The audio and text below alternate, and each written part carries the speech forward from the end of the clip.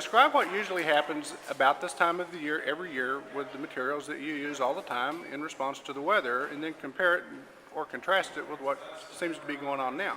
Well, typically there seems to be a usual annual increase in roofing materials, decking materials especially, sometimes in sheetrock materials when we have a lot of storm damage, a lot of hurricane damage.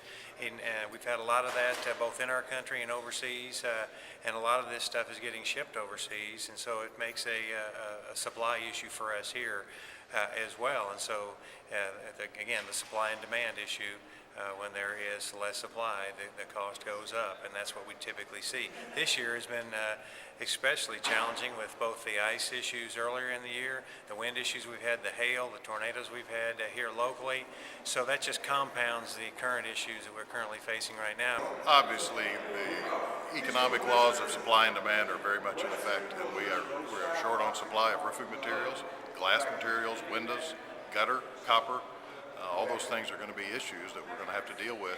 It's not just Oklahoma City, it's all areas of Oklahoma and points south. From what we understand, there's storms everywhere around us that have had an effect on this. There's product is out there, but there is more demand for the product than there is supply for the product, and there may be more demand for the natural resources that those products are made of than the supply. But by that, I'm obviously referring to oil and asphalt shingles.